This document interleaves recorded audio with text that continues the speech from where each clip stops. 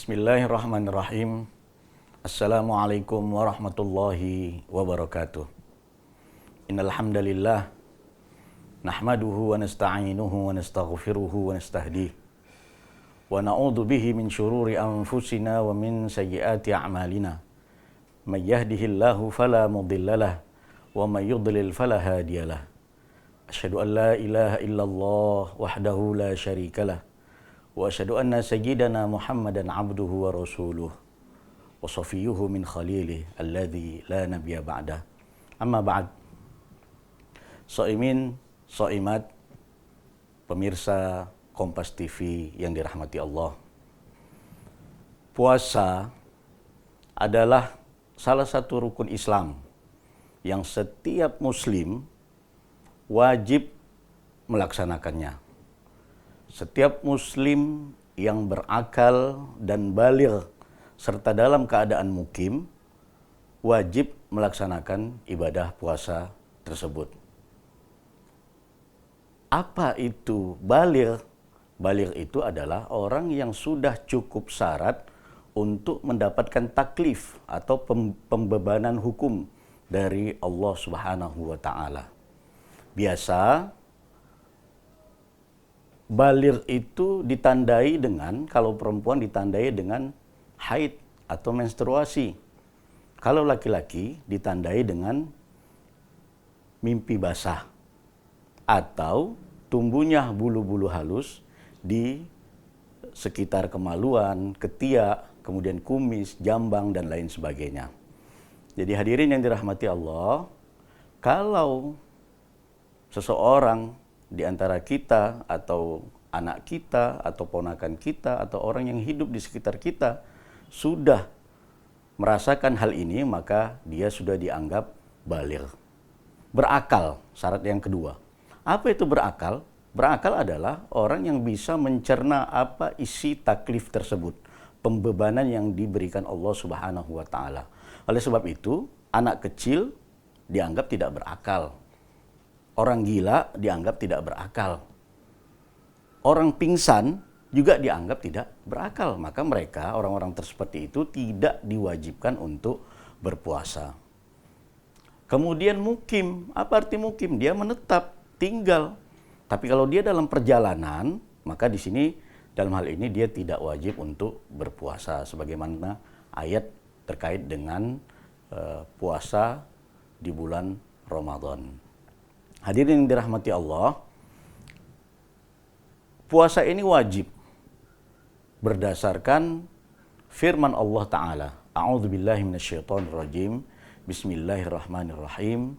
Ya ayyuhalladzina amanu kutiba alaikumussyam kama kutiba alal ladzina min qablikum la'allakum tattaqun. Wahai orang-orang yang beriman, diwajibkan atas kamu untuk berpuasa sebagaimana diwajibkan kepada orang-orang sebelum kamu, agar kamu bertakwa. Dalam hadis disebutkan, qala Rasulullah sallallahu alaihi wasallam, buniyal islamu ala khamsin, syahadati an la ilaha illallah wa anna muhammadar rasulullah wa iqamis salah wa ita'iz zakah wa hajji baitillah wa shaumi ramadan. Islam didirikan atas 5 perkara. Yang pertama syahadat bahwasanya tiada Tuhan selain Allah dan Muhammad Rasulullah. Yang kedua iqamis shalah, mendirikan salat. Yang ketiga ita'iz zakah, membayar zakat. Yang keempat wa hajji baitillah, dan haji ke rumah Allah yaitu Ka'bah. Yang terakhir adalah shaumi Ramadan, puasa di bulan Ramadan. Karena wajibnya puasa dan setiap muslim yang baligh, akil, dan mukim wajib berpuasa, maka bagi orang-orang yang terpaksa harus berbuka, maka wajib menggantinya. Oleh sebab itu, kajian kita pada hari ini adalah membicarakan tentang apa itu qadha bagi orang yang meninggalkan puasa, dan apa itu fidyah, dan apa itu kafarat. Bagi orang yang meninggalkan puasa, maka dia tidak keluar daripada 3 kategori ini. Kategori pertama, dia harus mengqadha. Qadha itu artinya mengganti semua puasa yang dia tinggalkan di hari lain di luar bulan puasa. Nah, siapa orang yang berkewajiban untuk mengqadha puasanya? Nah, yang pertama adalah seperti dalam ayat, ya, orang yang dalam keadaan sakit. Nah, jadi orang yang sakit ini boleh dia berbuka, kemudian makan obat, kemudian makan nasi, kemudian nanti dia menggantinya pada hari lain di luar bulan Ramadan. Nah, orang sakit yang bagaimana yang boleh berbuka puasa? Tentu sakit yang apabila dia berpuasa akan tertunda kesembuhannya, bahkan akan bertambah penyakitnya. Tapi kalau sakit-sakit yang tidak ada kaitannya dengan puasa, mohon maaf seperti koreng misalnya, nggak perlu itu untuk berbuka puasa. Nah, sakit yang diperbolehkan berbuka puasa di sini adalah yang berkaitan dengan puasa, misalnya MAH, ya kan, atau diabetes yang harus setiap saat mengkonsumsi obat dan lain sebagainya. Dan ini pun berdasarkan rekomendasi dari dokter yang amanah. Jadi kalau kata dokter, Bapak, Ibu nggak boleh berpuasa, dalam hal ini tidak boleh berpuasa. Dan menggantinya di hari yang lain. Tapi ada orang sakit, ya, yang tidak wajib mengqadha. Siapa itu orang sakit yang tidak mengqadha? Adalah orang sakit yang sakitnya itu sakit menahun. Sakit yang tidak sembuh-sembuh. Yang apabila dia berpuasa atas rekomendasi dokter, maka dia tidak akan sembuh dan tidak akan sehat. Nah, orang-orang yang seperti ini tidak ada kewajiban untuk mengganti atau mengqadha apabila sakitnya itu sakit menahun, sakit bertahun-tahun, tidak sembuh-sembuh, tertonggok dan tertidur saja di tempat tidur. Nah, oleh sebab itu, yang seperti ini kewajibannya bukan qadha, tapi kewajibannya adalah membayar fidyah. Nanti pada waktunya kita akan berbicara tentang fidyah.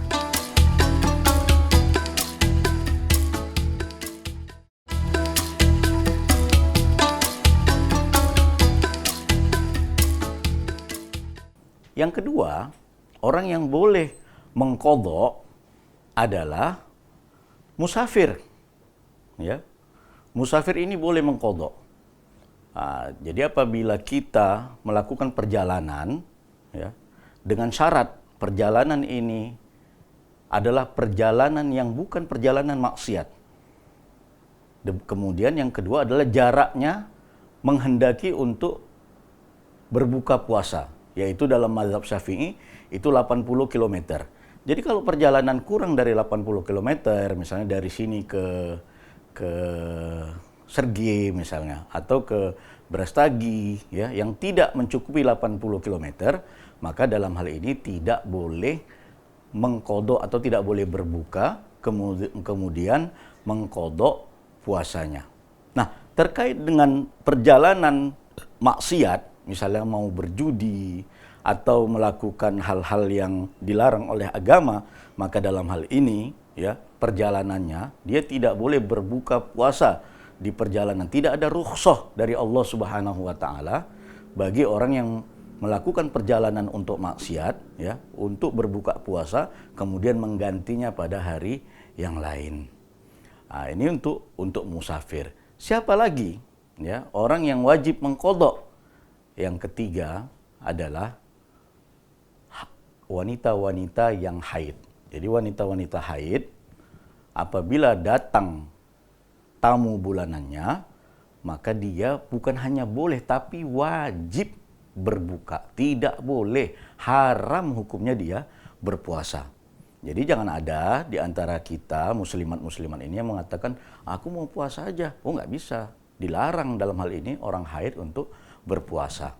Nah, kemudian nanti dia akan diganti, ya, pada hari yang lain di luar bulan Ramadan.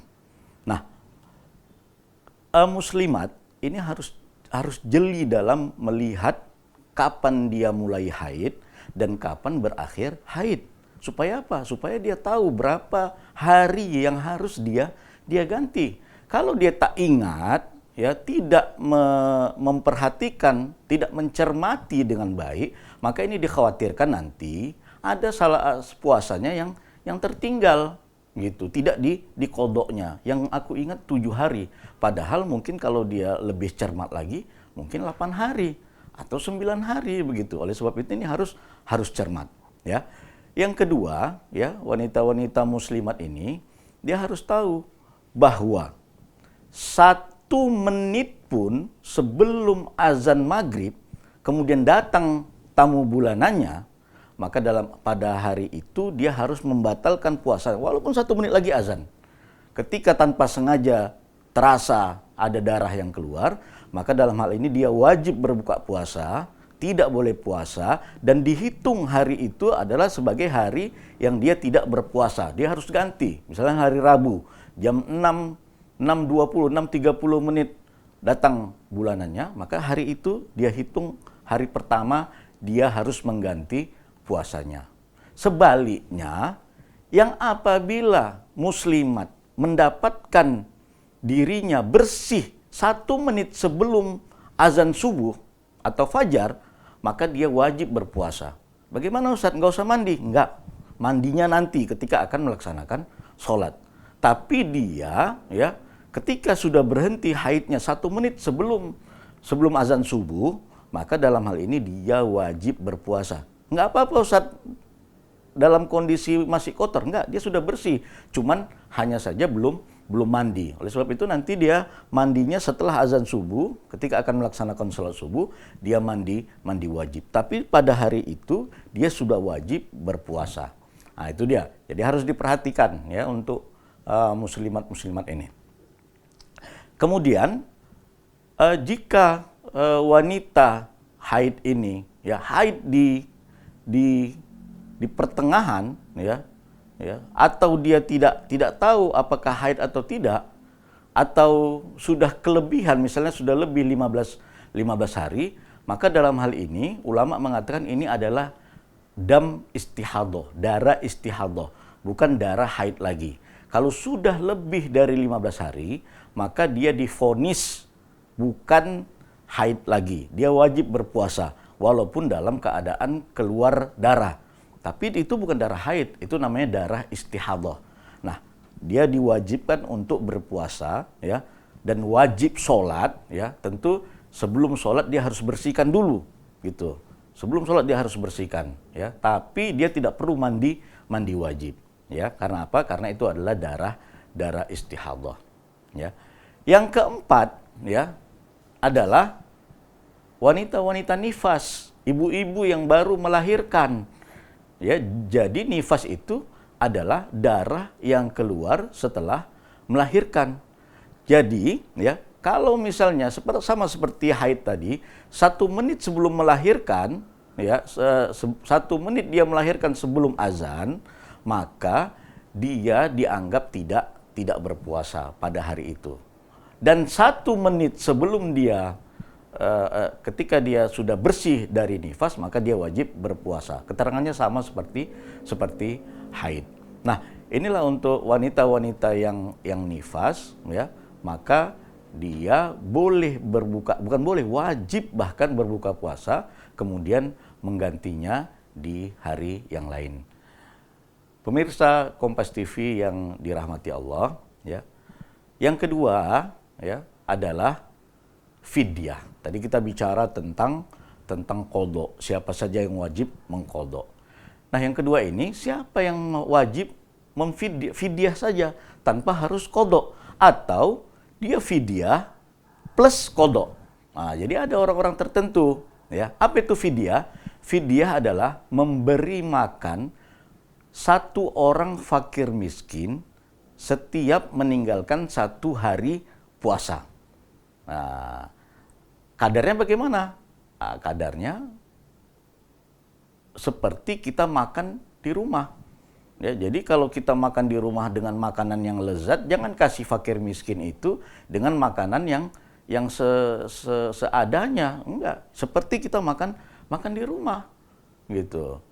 Namun ada ulama yang menafsirkannya itu, ya, dia tidak perlu kita memberi makan seperti makan di rumah, tapi katanya cukup memberi satu mud, ya, an kulli yaumin. Apa itu satu mud? Satu mud itu adalah satu genggaman tangan laki-laki dewasa normal. Itu satu mud.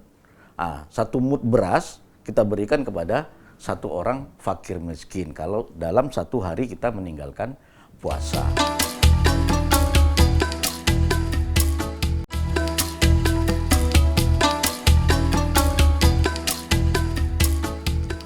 Siapa orang yang apabila dia berbuka puasa tapi kewajibannya hanya fidyah? Yang pertama adalah kakek-kakek, nenek-nenek yang tua renta yang tidak sanggup lagi berpuasa. Dalam Al-Quran disebutkan wa 'alal ladzina yutiqunahu fidyatun ta'amu miskin. Barang siapa yang tidak mampu. Ini ulama menafsirkan tidak mampu ini bukan tidak mampu karena malas atau karena kecapean olahraga atau karena capek kerja di bangunan, bukan. Yang tidak mampu di sini adalah orang tua renta, kakek-kakek, nenek-nenek yang tua renta yang tidak sanggup lagi berpuasa. Oleh sebab itu saya sering menyampaikan bahwa, mohon maaf, saudara-saudara kita yang harus bekerja keras, bekerja kasar selama bulan Ramadan sebagai kuli bangunan atau narik beca atau lain sebagainya, maka kewajiban dia di sini bukan fidyah kalau dia meninggalkan puasa, kalau dia berbuka. Kewajiban dia di sini adalah mengganti puasanya plus fidyah. Mengganti puasa plus fidyah. Jadi jangan tidak bisa disamakan, ya, orang yang tidak mampu karena dia tua renta, kakek nenek dan seterusnya. Kemudian siapa lagi yang hanya membayar fidyah? Itu tadi orang yang sakit yang saya sebutkan di awal, yang sakitnya itu menahun, yang tidak sembuh-sembuh, yang tidak mungkin lagi untuk berpuasa walaupun dia masih muda. Masih umur 20 tahun, 30 tahun, tapi sakitnya menghendaki dia untuk tidak bisa berpuasa selama bertahun-tahun, maka dalam hal ini kewajiban dia adalah hanya membayar fidyah. Ada orang yang wajib membayar fidyah dan wajib mengqadha. Siapa ini? Yang pertama, ibu hamil. Yang kedua, ibu menyusui. Ibu hamil apabila dia berbuka puasa bukan karena dirinya tidak mampu untuk berpuasa, tapi karena takut atas janinnya, supaya janinnya sehat dan lain sebagainya. Jadi kekhawatirannya bukan kepada dirinya, tapi kepada janinnya. Maka dalam hal ini, ya, ibu hamil tersebut, dia apabila berbuka maka wajib mengganti plus fidyah dalam satu mazhab, dan ini yang diyakini oleh mazhab Syafi'i, ya. Jadi ingat ibu-ibu, ya, yang hamil kemudian nanti berbuka, tapi berbukanya itu bukan karena dirinya tak mampu, dia mah aku mampu, tapi aku takut anakku nggak sehat dan lain sebagainya, maka ini bayar ganti dan bayar fidyah. Tapi kalau, ya, dia berbuka puasa bukan karena janinan, tapi karena dia lemas, ya, pingsan di jalan karena dia hamil, kemudian dia berbuka, maka dalam hal ini dia tidak diwajibkan fidyah dan qadha, tapi hanya qadha saja. Begitu juga ibu-ibu menyusui, ya. Ibu menyusui gitu juga. Kalau dia berbuka puasa, alasan berbuka puasa karena takut anakku nggak ada asupan makanannya, ya, nanti nggak sehat, kurang gizi dan lain sebagainya, maka dalam hal ini dia wajib mengqadha plus membayar fidyah. Sementara kalau dia berbuka karena memang dirinya tak mampu, ketika menyusui dia kemudian tumbang, sakit dan lain sebagainya, maka dalam hal ini dia tidak membayar fidyah lagi, hanya mengqadha saja di bulan lain selain bulan Ramadan. Yang ketiga, ya, adalah kafarat. Apa itu kafarat? Kafarat itu adalah denda bagi orang yang berhubungan suami istri di siang hari bulan Ramadan, ya. Padahal dia tidak musafir, padahal dia mukim, padahal dia mampu, ya. Dia kemudian baligh, akil dan seterusnya. Maka dalam hal ini dia mendapatkan atau dikenakan denda kafarat. Apa itu denda kafarat? Itu ada 3, ya. Yang pertama, dan ini secara urutan, kalau menurut jumhur ulama, dia harus berurut. Yang pertama, memerdekakan hamba. Kalau tidak mampu dia memerdekakan hamba, atau dia mampu tapi nggak ada hamba sahaya di Medan, maka dalam hal ini turun dia ke peringkat kedua. Peringkat kedua adalah puasa 2 bulan berturut-turut. 2 bulan berturut-turut dan tidak boleh berkelang. Nah, ini barang siapa yang melakukan ini, berhubungan suami istri di siang bulan Ramadan, maka wajib hukumnya dia puasa 2 bulan berturut-turut. Karena yang pertama sudah nggak bisa lagi, nggak ada hamba sahaya. Tapi kalau dia tidak mampu dengan kondisi badannya atas rekomendasi dokter, dia tidak bisa untuk berpuasa, maka turun ke peringkat yang ketiga, yaitu memberi makan, ya, 60 orang fakir miskin. Wah, sekali dia melakukan hubungan itu, dia harus memberi makan 60 orang fakir miskin. Nah, pemirsa yang dirahmati Allah, ada ulama yang mengkiaskan, menganalogikan kepada pelaku hubungan suami istri ini di bulan Ramadan. Apa itu? Karena katanya ilatnya itu adalah intihak hormati syahri Ramadan, merusak kehormatan bulan Ramadan. Oleh sebab itu, semua orang yang merusak kehormatan bulan Ramadan seperti minum minuman keras di siang hari bulan Ramadan, kemudian melakukan hal-hal yang membatalkan puasa, ya, pada bulan Ramadan, ya, seperti makan minum santai saja begitu, ini menghina kehormatan bulan Ramadan. Dalam 2 mazhab, ya, Syafi'i dan Malik itu mengatakan orang yang seperti ini pun juga dikenai, ya, kafarat, ya, yaitu yang urutan 3 tadi, ya, memerdekakan hamba, kemudian kalau nggak sanggup puasa 2 bulan berturut-turut, kalau tidak sanggup kalau tidak sanggup juga, maka memberi makan fakir miskin 60 orang setiap meninggalkan 1 kali puasa. Dan bagaimana metodenya? Ya, metodenya itu fidyah, ya. Bisa dia memanggil orang, ya, atau dia serahkan makanan itu ke panti asuhan, ya, dan lain sebagainya. Terima kasih pemirsa, mudah-mudahan puasa kita pada hari ini diberi pahala oleh Allah Subhanahu wa taala dan kita diberi kekuatan serta dapat melaksanakan ibadah puasa ini dengan baik dan benar. Billahi hidayah wa taufik. Wassalamualaikum warahmatullahi wabarakatuh.